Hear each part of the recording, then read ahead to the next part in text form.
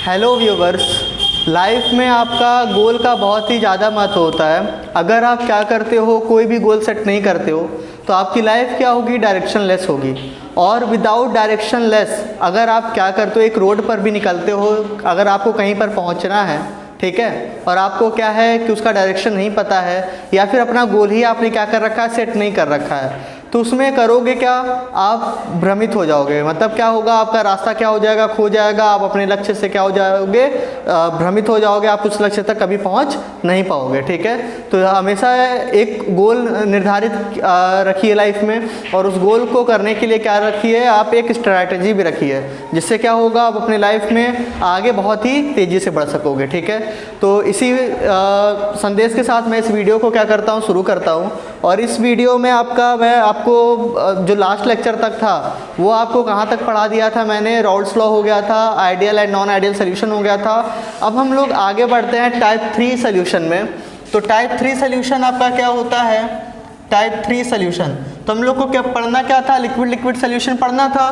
तो liquid liquid solution में हमारा कौन सा हो गया है, सॉलिड लिक्विड सोल्यूशन हो गया है, लिक्विड लिक्विड सोल्यूशन हो गया है। ठीक है, अब बचा क्या आपका, लिक्विड गैस सोल्यूशन। लिक्विड या फिर आप ऐसे लिखो, गैस लिक्विड सोल्यूशन। तो गैस लिक्विड सोल्यूशन क्या होता है आपका, गैस आपका क्या होगा, सॉल्यूट होगा, और लिक्विड क्या होगा आपका, सॉल्वेंट होगा। ठीक है, गैस लिक्विड सोल्यूशन का मतलब क्या है, जिसमें आपका सॉल्यूट क्या हो, गैस, और आपका सॉल्वेंट क्या हो, लिक्विड हो। ठीक है, तो यहाँ पर अब आगे बढ़ते हैं। तो इसमें आपको क्या पढ़ना है, पहले आप ऐसे समझो कि यहाँ पर आपका क्या हो जाएगा, टॉपिक आपको पढ़ना है solubility of gas, solubility of a gas in liquid. ठीक है, इन लिक्विड। तो यहाँ पर आपने एक एग्जांपल देखा होगा रियल लाइफ में। ठीक है, क्या एग्जांपल देखा होगा, carbon dioxide gas in cold drink, in cold drink. ठीक है, तो जब आप क्या करते हो, कोल्ड ड्रिंक को ओपन करते हो तो उसमें से एक गैस निकलती है, जो कि कौन सी गैस होती है, कार्बन डाइऑक्साइड गैस होती है। ठीक है, तो गैस आपका किस में हो गया, आपका लिक्विड में। तो यानी ये एग्जांपल हो गया किसका, आपका गैस इन लिक्विड का एग्जांपल हो गया। ठीक है, अब बात ये आता है कि आप गौर करो, जब तक आपका क्या होगा, उसके ऊपर जब तक उसका क्या लगा हुआ है, आपका ढक्कन लगा हुआ है। ठीक है, तब तक क्या होगा, आपका जो गैस के ऊपर प्रेशर लग रहा है, गैस के ऊपर जो प्रेशर लग रहा है वो क्या है, काफ़ी ज़्यादा है। ठीक है, ओपन कर रहे हो यानी प्रेशर क्या कर रहे हो, रिलीज कर रहे हो, तो गैस क्या हो जा रही है, बाहर आ जा रही है। ठीक है, यानी गैस में आपका क्या है, प्रेशर, जब गैस का प्रेशर ज़्यादा है तब वो क्या हो रहा है, लिक्विड में ज़्यादा से ज़्यादा डिजॉल्व हो पा रहा है। ठीक है, लिक्विड में ज़्यादा से ज़्यादा क्या हो पा रहा है, डिजॉल्व हो पा रहा है। ठीक है, तो यहाँ से आपको क्या मिलता है, कॉमन पॉइंट मिलता है कि more the pressure of the gas, pressure of the gas above the liquid surface, above the liquid surface, more will be the solubility of it, more will be the solubility of it in liquid। ठीक है, आप ऐसे समझ सकते हो, अगर आपके पास क्या है, एक कंटेनर है और उसमें क्या है आपका, उसमें आपने एक लिक्विड ले रखा है। ठीक है, तो यहाँ पर क्या होगा, इसके ऊपर आपके क्या है, सर्टेन अमाउंट ऑफ गैस है। ठीक है, तो गैस क्या होगा, इस लिक्विड सरफेस के ऊपर प्रेशर एक्सर्ट करेगा।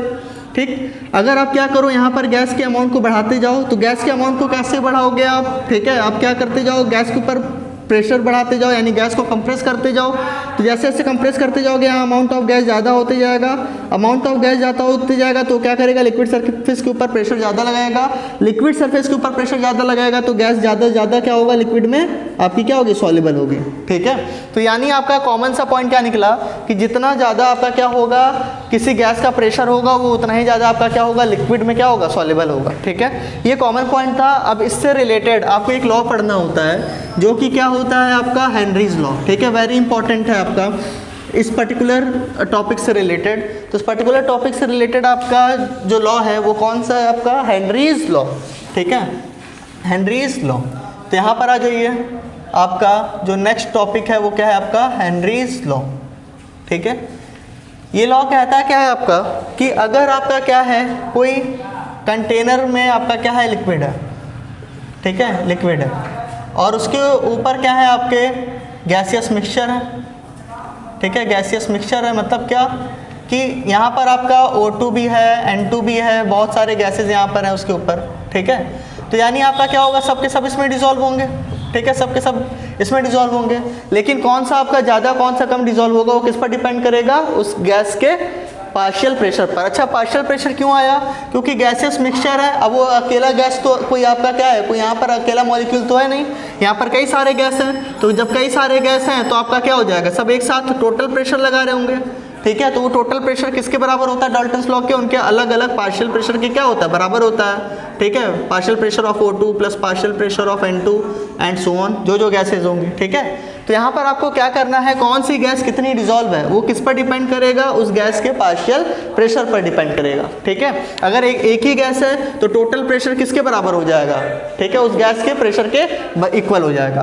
तो हेनरीज लॉ क्या कहता है, एट अ डेफिनिट टेम्परेचर, याद रखिएगा टेम्परेचर क्या होना चाहिए, कांस्टेंट होना चाहिए, या फिर आपका क्या होना चाहिए, फिक्स होना चाहिए, ठीक है। क्योंकि आपका क्या होगा, सॉल्युबिलिटी जो है वो क्या होती है, आपकी टेम्परेचर डिपेंडेंट होती है, ठीक है। अभी यहाँ पे समझते हैं क्या होगा।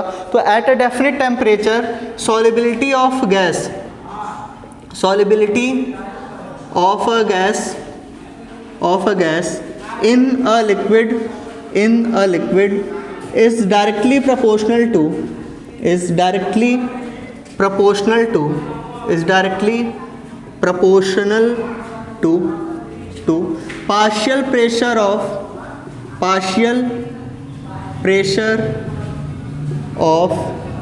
that gas above the liquid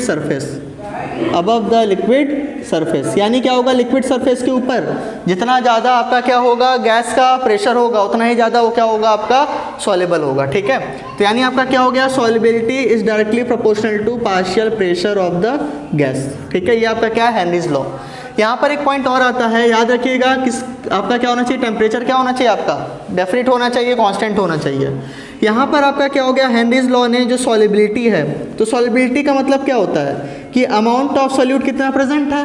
तो अमाउंट ऑफ सॉल्यूट रिप्रेजेंट करने का आपके बहुत सारे तरीके हैं, लेकिन इन्होंने क्या लिया यहाँ पर इन्होंने सॉल्युबिलिटी को रिलेट किया आपका मोल फ्रैक्शन से, ठीक है। किससे रिलेट किया, आपका मोल फ्रैक्शन ऑफ गैस से, ठीक है।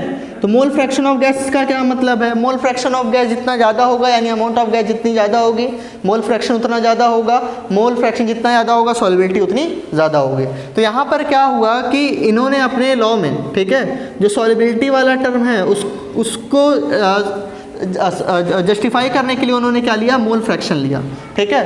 तो इनका जो आपका लॉ है वो कैसे बन सकता है, मोल fraction of a gas in a liquid, ठीक है। यहाँ पर आपका क्या हो जाएगा, मोल फ्रैक्शन हो जाएगा।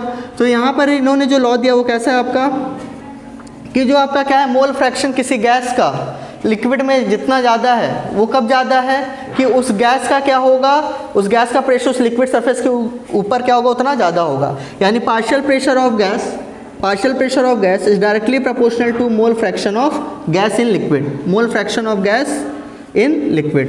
तो partial pressure of gas is directly proportional to mole fraction of gas in liquid, याद रखिएगा, इन लिक्विड, ठीक है। तो ये है आपका क्या, ये है आपका हेनरीज लॉ। इसको थोड़ा सा और ज़्यादा डिफाइन करते हैं। तो यहाँ से आपका क्या हो गया, ये आपका क्या है, मैथमेटिकल रिलेशन है इसका, हेनरीज लॉ का। फिर अब इसमें आगे बढ़ते हैं तो क्या हो जाएगा आपका, आप यहाँ पे क्या देखें, partial pressure of any gas equals to mole fraction of gas, ठीक है।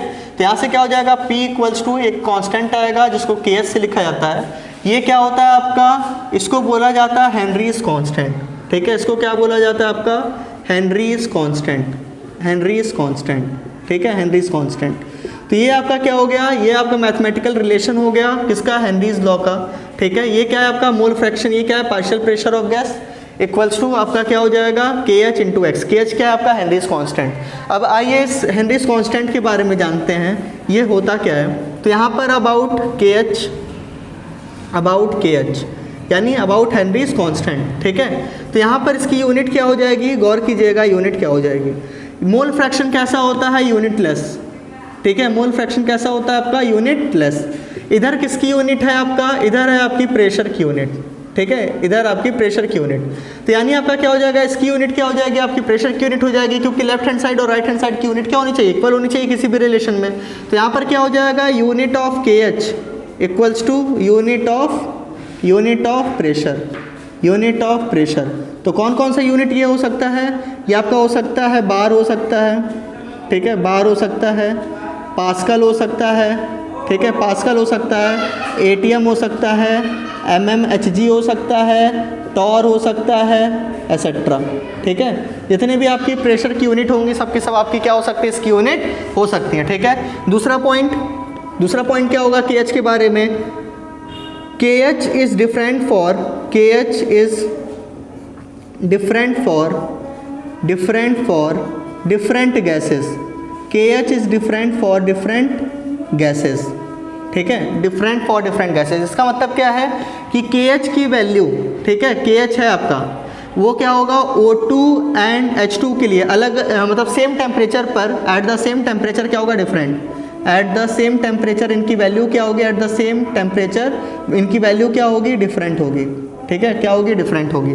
ठीक है, तो यहाँ पर आपका क्या हो जाएगा, अगर आप गैस को चेंज करते जाते हो, ऑल्दो उनका पार्शियल प्रेशर और आपका क्या हो एक्स आपका सेम हो, तो आपका यहाँ पर क्या है, सॉरी यहाँ पे आप ध्यान देना कि अगर आप O2 H2 या फिर CO2 कोई गैस है तो सेम टेम्परेचर के लिए उनकी KH की वैल्यू क्या होती है, अलग होती है। ठीक है, और यहाँ पर और आपके फैक्ट्स आते हैं यहाँ पर KH के बारे में। तो जो तीसरा फैक्ट है वो क्या है आपका, KH depends upon temperature, KH depends upon temperature and experimentally क्या देखा गया है, एक्सपेरिमेंटली क्या देखा गया आपका कि KH जो है वो क्या होता है, टेम्परेचर के डायरेक्टली प्रोपोर्शनल होता है। यानी आप टेम्परेचर बढ़ाओगे तो KH क्या होगा आपका, बढ़ेगा। ठीक है, KH क्या होगा आपका, बढ़ेगा। ठीक है, तो टेम्परेचर बढ़ाने पर आपकी KH की वैल्यू क्या होती है, बढ़ती है। ठीक है, तो इससे फ़र्क क्या पड़ेगा, ठीक है, टेम्परेचर अगर आप बढ़ाओगे तो सॉल्युबिलिटी पे फ़र्क क्या पड़ेगा, यहाँ पर देखते हैं। तो ये नोट कर लीजिएगा आप लोग यहाँ पर। तो यहाँ पर आप देखो हेनरीज लॉ कहता क्या है आपका, partial pressure of gas equals to KH into X. तो यानी mole fraction of gas in liquid क्या हो जाएगा, mole fraction of gas in liquid क्या हो जाएगा आपका, P अपॉन KH। ठीक है, तो अगर मान लो कि आप सेम टेम्परेचर के लिए ले रहे हो, ठीक है, सेम टेम्परेचर, पहला केस क्या हो गया, अगर सेम टेम्परेचर है तो सेम टेम्परेचर के लिए भी KH क्या होगा, अलग अलग होगा। तो जिसके लिए KH की वैल्यू क्या होगी, ज़्यादा होगी। ठीक है, KH की वैल्यू क्या होगी, ज़्यादा होगी, उसके लिए मोल फ्रैक्शन क्या होगा, कम होगा, यानी उसकी सॉल्युबिलिटी क्या होगी, कम होगी। यानी आपका क्या हो गया, solubility is inversely proportional to KH। यानी KH की वैल्यू ज़्यादा तो सॉल्युबिलिटी क्या हो जाएगी, कम हो जाएगी, और KH की वैल्यू जिसके लिए कम होगी उसके लिए सॉल्युबिलिटी क्या होगी, ज़्यादा होगी। ठीक है, दूसरा केस क्या ले सकते हो यहाँ पर, ये पहला केस हो गया। दूसरा केस आप क्या ले सकते हो, फॉर द सेम गैस, मतलब गैस क्या रखो, सेम रखो, एट यहाँ पे क्या है, सेम टेम्परेचर है, और दूसरा क्या है, गैस डिफरेंट है।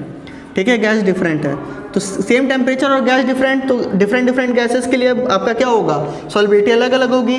जिस गैस के लिए KH की वैल्यू ज़्यादा होगा उसका मोल फ्रैक्शन क्या होगा, कम होगा। ठीक है, मान लो कोई गैस है A और कोई गैस है B, A का KH की वैल्यू 20 है और B की KH की वैल्यू कितनी है, 30 है, तो किसकी सॉल्युबिलिटी ज़्यादा होगी, A की सॉल्युबिलिटी ज़्यादा होगी। ठीक है, प्रोवाइडेड दोनों आप KH की वैल्यू सेम टेम्परेचर पे ले रखे हो।